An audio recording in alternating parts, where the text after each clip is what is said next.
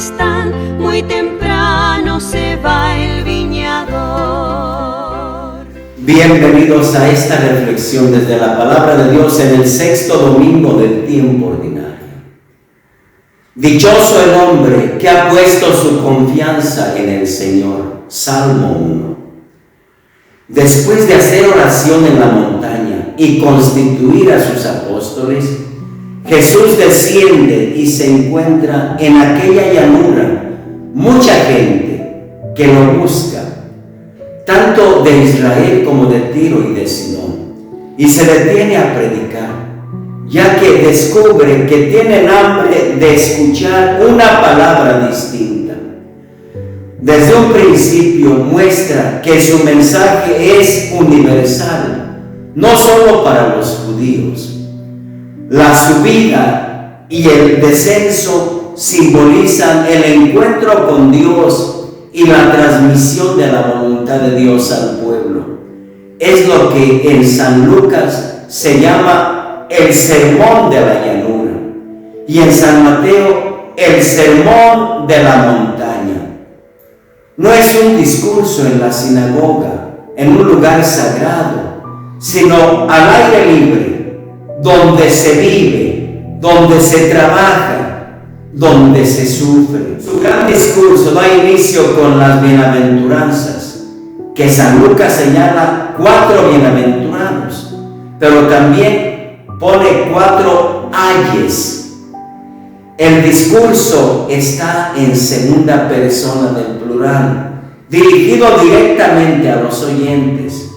Las 3 primeras bienaventuranzas están caracterizadas por su situación de pobreza, de hambre y de tristeza. Es muy claro que con dicho mensaje Jesús cambia la escala de valores, le da un giro a la forma de pensar, a la manera de ver la dicha, como dirá José Luis Martín Descalzo. Es la invasión de la locura de Dios en medio de la cordura de los hombres. Un giro que hasta nuestros días es difícil comprender. La bienaventuranza clave es la de los pobres, ya que las otras se entienden en relación a esta. Los pobres en el Señor son los que mantienen la riqueza de un pueblo basada en el amor, la justicia, la fraternidad y la paz. Los pobres son los que libremente renuncian a considerar el dinero como valor supremo, un ídolo, y optan por construir una sociedad justa, eliminando la causa de la injusticia, la riqueza.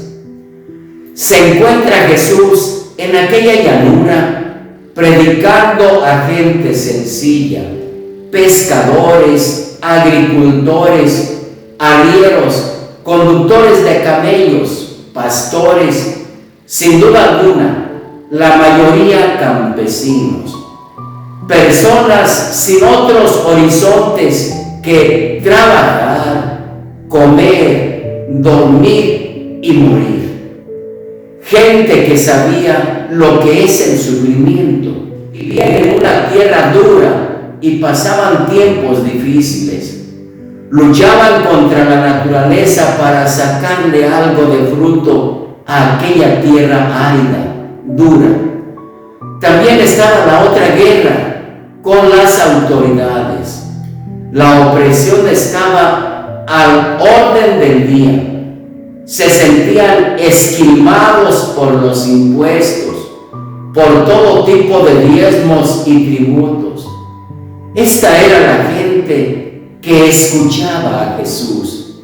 Acudían a Él no buscando recetas para su espíritu, sino urgentes respuestas para sus problemas humanos.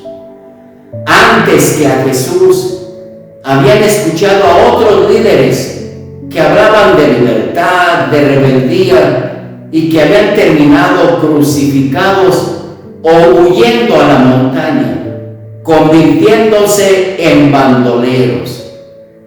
Pero Jesús, para hacía diferente. Hablaba de los pobres, de los perseguidos, de los oprimidos, de los que tenían hambre, pero parecía aclararles más el sentido de esa hambre y de esa opresión que conseguir suprimirlos. Traía luz, no rebeldía, o en otro caso, hablaba de otro tipo de rebeldía. 20 siglos después, debemos preguntarnos, ¿qué ha pasado de aquel discurso? ¿Acaso lo hemos escuchado tantas veces que se ha vuelto insípido? ¿Aquella llama terminó extinguiéndose? ¿El vino generoso se convirtió en agua coloreada? Hoy más que nunca, el sermón de las bienaventuranzas debe resonar y dar sentido a nuestras vidas. Debemos proclamarlo para que la escala de valores se viva como Jesús la predicó. Hermanos, la situación que Jesús denunció en su momento no es distinta a la que vivimos en nuestros días. La pobreza sigue dañando a las familias. Las tierras siguen produciendo sus frutos, pero los cobradores de impuestos siguen conduciendo a las familias a la extrema pobreza. Han cambiado las cadenas, pero la opresión y la pobreza siguen existiendo. Mientras unos pasan necesidad, otros comen en abundancia. Mientras unos luchan por unas migajas de pan, a otros se les echa a perder la comida. Este mundo tan injusto lo sigue criticando Jesús a través de sus predicadores. Predicar estas cosas, sin duda alguna, lastima a algunos y pueden convertirse en enemigos. Predicar que los pobres son los bienaventurados de Dios no puede gustar a un mundo que solo cotiza el prestigio, el dominio, la comodidad, el placer. Recordemos, junto a las bienaventuranzas escuchamos las malaventuranzas a los ricos. El Evangelio no puede ser escuchado de igual manera por todos. Mientras que para algunos es buena noticia, para otros es una amenaza que los llama a la conversión. Jesús quiere abrir los ojos para que sea vista una realidad que lastima el corazón de Dios, y esta es la pobreza en todos los sentidos. Cumplí 10 años como obispo de esta querida diócesis de Apatzingán, y mientras veo en otros estados del país, veo un progreso en las comunidades campesinas o poblados, un progreso en todo sentido. Aquí, sobre todo en mi diócesis, veo un estancamiento. Las comunidades con las mismas necesidades, comiendo el mismo polvo, adoleciendo de las mismas carencias en los principales servicios. No podemos seguir viviendo e ignorando tanta pobreza, tanta injusticia, tanta opresión, tanto abandono. Los ayes, es decir, las lamentaciones, significan que no intentemos o pretendamos encontrar a Dios en las riquezas, en el placer, en el dominio, en la corrupción. Allí solo encontraremos ídolos de muerte. Es el mundo de los pobres el que más espera en Jesucristo. En el mundo de los poderosos habita un gran vacío. Abramos los ojos, hermanos. No son suficientes los discursos vacíos que indican que estamos bien, que ya no existe corrupción y que el pueblo vive feliz.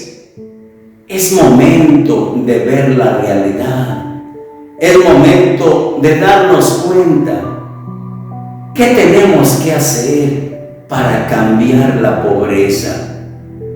Seamos sensibles ante las realidades que nos siguen golpeando y conduciendo a la opresión de tantas familias. Es momento de analizar si desde nuestra pobreza nos preocupamos de los pobres y podemos escuchar que Jesús nos dice, bienaventurado. Pero si estamos centrados en la riqueza y nos sentimos autosuficientes, puede que escuchemos, ay de ustedes los ricos. Los ayes son una advertencia a quienes se han acomodado en una falsa seguridad, en las riquezas, en el poder para servirse de él a sí mismos, en la superficialidad del mundo. Hermanos, no permitamos que las cosas materiales nos conduzcan a sentirnos autosuficientes y ocupen el lugar de Dios. Quien tiene corazón pobre se siente necesitado de Dios.